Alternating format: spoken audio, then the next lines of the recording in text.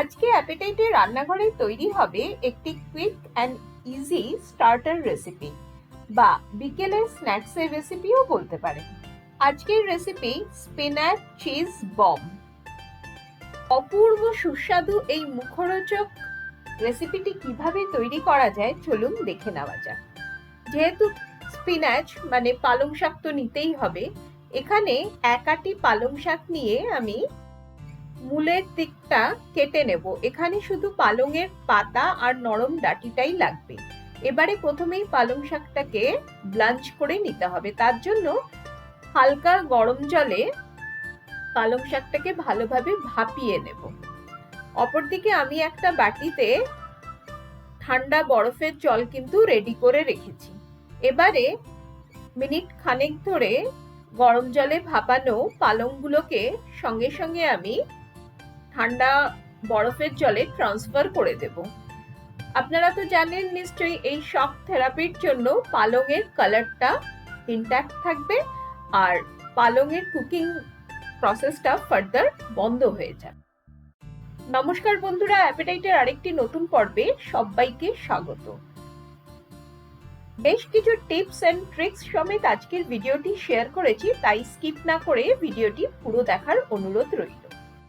প্রথমেই আমাদের পালংয়ের একটা পিউরে তৈরি করে নিতে হবে। তার জন্য একটা ব্লেন্ডিং জার নিয়ে ঠান্ডা জল থেকে পালংগুলোকে আমি ব্লেন্ডিং জারে দিয়ে দিলাম। আচ্ছা, এখানে না ছবিটা একটু ব্লার উঠেছে, তার জন্য আমি খুবই দুঃখিত। আর দিয়ে দেব এক মুঠ খানেক ধনেপাতা। আমি আগেও আপনাদের বলেছি যে পালংয়ের একটা অদ্ভুত গন্ধ থাকে, তো সেটাকে অ্যাভয়েড করার জন্য সবসময় পালং শাকের সঙ্গে ধনেপাতা যদি দিয়ে দেন তাহলে টেস্টও বেশি ভালো হয় আর গন্ধটাও চলে যায়। আর দিয়ে দিলাম 4টে কাঁচা লঙ্কা আর 1 ইঞ্চি খানেক আদা। এখানে কিন্তু জল ইউজ করবেন না, কারণ পালং শাক জল কিন্তু এমনিতেই রিটেন করে, ওর ভেতরে জল থাকে। তো এটা দিয়ে একটা সবুজ পিউরে তৈরি করে নিলাম। অপরদিকে গ্যাসে একটা ফ্রাই প্যান বসিয়ে তাতে দিয়ে দেব 2 চামচ সাদা তেল। এটা সর্ষের তেলে করবেন না, সাদা তেলেই ব্যবহার করবেন। তেলটা গরম হয়ে আসলে তাতে দিয়ে দেব 1 বাটি সুজি। পরিমাপ হিসেবে 100 গ্রাম আর চামচ হিসেবে 5 চামচ সুজি। সুজিটাকে একদম লো ফ্লেমে খুব ভালোভাবে ভেজে নিতে হবে। এটা হচ্ছে ফার্স্ট টিপস। 5 থেকে 7 মিনিট লো ফ্লেমে সুজিটাকে ভাজতে হবে, কিন্তু খেয়াল রাখতে হবে সুজিতে যেন কোনো রকমের রং না ধরে। মিনিট 7 সুজিটাকে ভেজে নেওয়ার পর আমি প্রথমে হাফ কাপ গরম জল সুজিতে দিয়ে দিলাম। গরম জল দেওয়ার পরেই দেখবেন সুজিতে লাম্পস হতে শুরু করেছে। এই লাম্পস গুলোকে কিন্তু ভেঙে নিতে হবে। তারপরে আরো হাফ কাপ, মানে টোটাল এখানে আমি 1 কাপ গরম জল ইউজ করেছি সুজিতে। খুব ভালোভাবে সুজিটাকে গরম জলে মিশিয়ে নিলাম। সুজি যেহেতু অটোমেটিক জল কিন্তু টেনে নেবে। পিউরে করে রাখা সবুজ পালংয়ের পেস্টটা এবারে প্যানে দিয়ে দিলাম। ব্লেন্ডিং জারে যেটুকু পালংয়ের পেস্ট লাগা ছিল জল দিয়ে সেটা ধুয়ে সেটাও কিন্তু আমি এবারে প্যানে দিয়ে দেব। গ্যাসের ফ্লেম মিডিয়ামে রেখে এবার খুব ভালোভাবে সুজি আর পালংয়ের পিউরেটাকে কুক করে নিতে হবে ততক্ষণ পর্যন্ত যতক্ষণ না পালং শাকটা খুব ভালোভাবে সুজির সঙ্গে মিশে যায় আর একটা মন্ডর মতো শেপ নিতে থাকে। আপনি এটাকে রাধে রাধে দেখবেন যে আস্তে আস্তে এটা একটা মন্ড ফর্ম করছে আর প্যান থেকে ছেড়ে আসছে। ওই সময় পর্যন্ত কিন্তু এটা কুক করতে হবে। এবারে এর মধ্যে আমরা বেশ কিছু সিজনিং দেব। হাফ চামচ করে 1 চামচ গোলমরিচের গুঁড়ো দিয়ে দিলাম আর দিলাম 1 চামচ চিলি ফ্লেক্স। সঙ্গে দেব 1.5 চামচ চাট মশলা আর 1/4 চামচ বিট লবণ। এবারে দিয়ে দেব স্বাদ অনুসারে রেগুলার লবণ। সমস্ত সিজনিংটা খুব ভালোভাবে সুজি পালংয়ের মন্ডের সঙ্গে মিশিয়ে নেব। আসলে এটা তো এই বমগুলোর আউটার কোটিংটা তৈরি হচ্ছে, তাই এই ডোটাতে যদি আপনি প্রপারলি সিজনিং না করেন না, তাহলে খাওয়ার সময় এটা ভীষণভাবে ফ্যাকাশে লাগবে। যাই হোক, আমার খুব ভালোভাবে এই ডোটা তৈরি করা হয়ে গেছে। এবারে একটা প্লেটে ডোটা ঢেলে নিয়ে ঠান্ডা হতে দেব, কিন্তু পুরোপুরি ঠান্ডা কিন্তু হবে না, জাস্ট হালকা একটু ছড়িয়ে দিলাম, দিয়ে এটাকে হালকা ঠান্ডা করে নেব। এটা যতক্ষণে ঠান্ডা হচ্ছে, অপরদিকে আমি একটা স্লারি বানিয়ে নেব বা ঘোল বানিয়ে নেব। একটা বাটিতে প্রথমে নিয়ে নিলাম 5 চামচ ময়দা, আর দেব 3 চামচ কর্নফ্লোর, সঙ্গে হাফ চামচ গোলমরিচের গুঁড়ো, স্বাদ অনুসারে রেগুলার লবণ, আর অল্প অল্প জল দিয়ে এটার একটা ঘোল তৈরি করে নেব। জল একেবারে দিয়ে দেবেন না, তাহলে ঘোলের কনসিস্টেন্সি ঠিক থাকবে না, আইদার বেশি পাতলা হয়ে যাবে বা বেশি ঘন থাকবে। আমি আপনাকে বলে দেব এই ঘোলটা কিরকম কনসিস্টেন্সির হবে। আগে শুকনো উপকরণগুলোকে ভালোভাবে মিশিয়ে নিলাম, তারপরে আমি অল্প অল্প করে জল দিয়ে ঘোলটা তৈরি করছি। দেখুন, বাড়িতে কিটি পার্টি, বার্থডে পার্টি বা কোনো গেস্ট আসলে, বা শুধু তাই বা কেন, বিকেলে চা কফির সঙ্গে এই ফিটার্স গুলো কিন্তু একদম পারফেক্ট। স্পিনাচ চিজ বম এতটাই সুস্বাদু আর ভালো খেতে, যারা পালং শাক খেতে চান না তারাও কিন্তু এটা বানাবার অনুরোধ করবে। আচ্ছা দেখুন, এই স্লারিটা বা ঘোলটা এরকম হবে যে জাস্ট একটা পাতলা কোট আপনার চামচের গায়ে লেগে থাকবে। তো এরকম পর্যন্তই জল এখানে ব্যবহার করবেন। এখানে আমি 6 চামচের মতো জল ব্যবহার করেছি। অপরদিকে আমার সুজি আর পালংয়ের ডোটা প্রায় ঠান্ডা হয়ে এসেছে। এবারে আমি এর মধ্যে মিশিয়ে দিলাম পাতিলেবুর রস।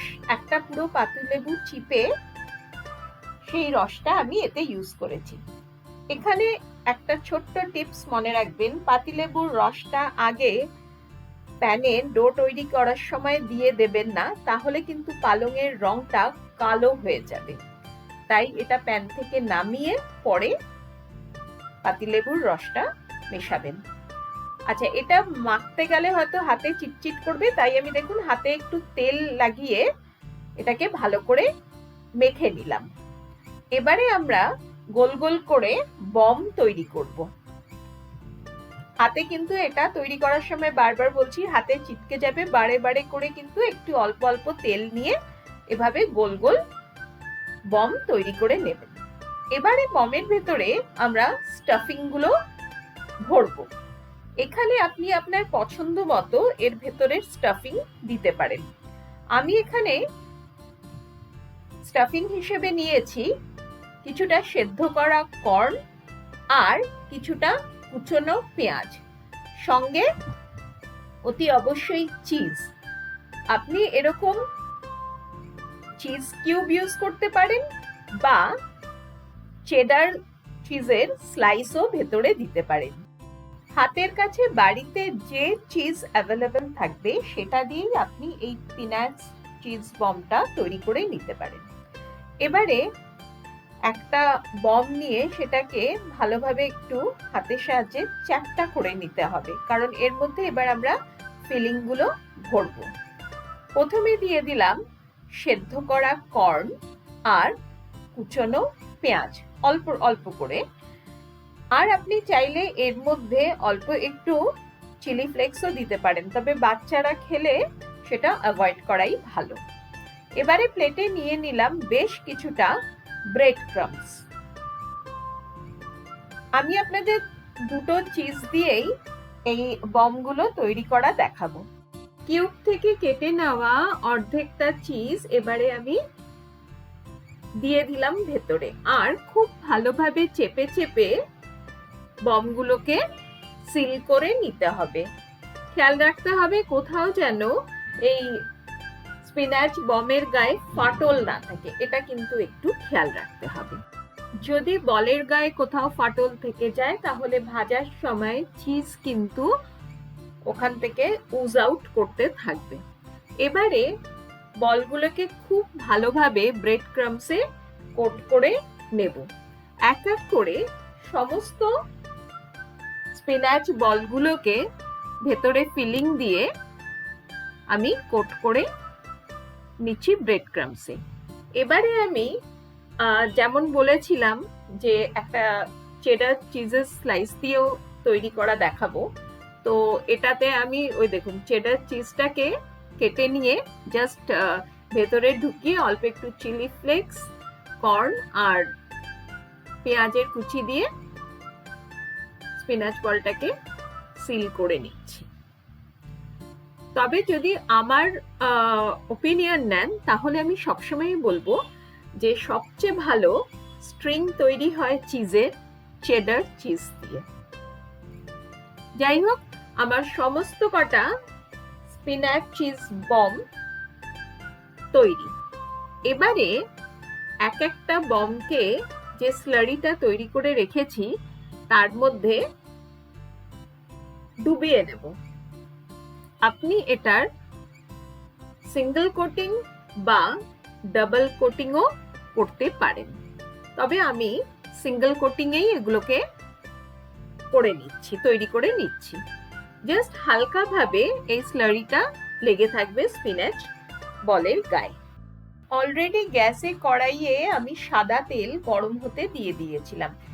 তেলটা কিন্তু খুব ভালো গরম হওয়ার পরেই এই বমগুলো তেলে ছাড়বেন। আর যেরকম দেখাচ্ছি একটা ছোট চামচ বা হাতার সাহায্যে বমগুলোর ওপরের দিকটাতেও গরম তেল ছড়িয়ে দিতে হবে, যাতে এই স্পিনাচ বমগুলো ইকুয়ালি সমস্ত দিক থেকে সুন্দরভাবে ফ্রাই হতে পারে। গ্যাসের ফ্লেম অতি অবশ্যই মিডিয়ামে রাখবেন। হাই ফ্লেমে এই বমগুলো ভাজতে যাবেন না, তাহলে বমে কিন্তু ক্র্যাক চলে আসতে পারে। আচ্ছা, একদিক 32-33 সেকেন্ডের মতো ভাজা হয়ে গেলে তারপরে কিন্তু বমগুলোকে উল্টে দেবেন, মানে উল্টে পাল্টে এবারে আমি একই রকম ভাবে সমস্ত স্পিনাচ চিজ বমগুলো ভেজে নেব। এভাবে যদি ভাজেন না তাহলে দেখবেন বমগুলোতে কোনো রকমের ক্র্যাকও হচ্ছে না আর ভেতরের চিজটা গলে বাইরেও বেরিয়ে আসছে না। আপনারা কিন্তু অতি অবশ্যই বাড়িতে এভাবে বানিয়ে দেখতে পারেন। আশা করি আপনাদের খুব ভালো লাগবে। বিশেষ করে বাচ্চাদের কিন্তু এটা হট ফেভারিট। ভিডিওটিতে কিছু যদি ভালো লেগে থাকে তাহলে অতি অবশ্যই একটি লাইক দিয়ে অনেক অনেক শেয়ার করবেন। আমার চ্যানেলে যারা নতুন ভিউয়ার তাদেরকে রিকোয়েস্ট করব আমার চ্যানেলটিকে সাবস্ক্রাইব করে নেওয়ার, যাতে আমি যখনই নতুন নতুন রান্নার ভিডিও আপলোড করব আপনাদের কাছে নোটিফিকেশন পৌঁছে যাবে।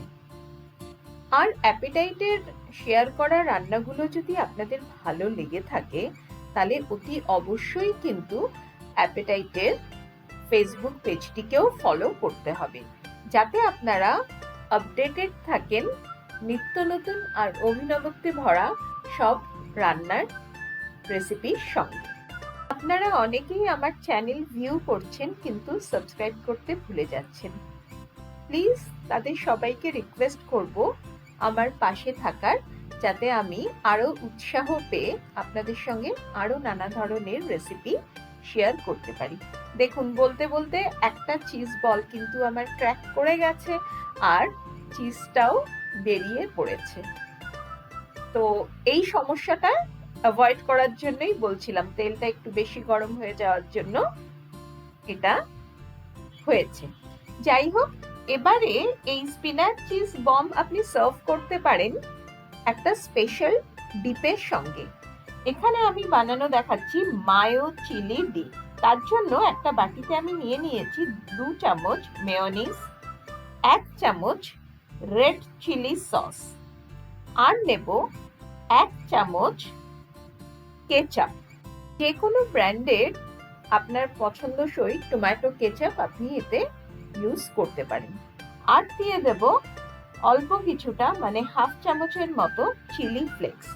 এবারে এই সমস্ত উপকরণকে খুব ভালোভাবে মিশিয়ে নিলেই আমাদের মজাদার নেও চিলি ডিপ তৈরি, যেটা আমি সার্ভ করব spinach sour candy and hot.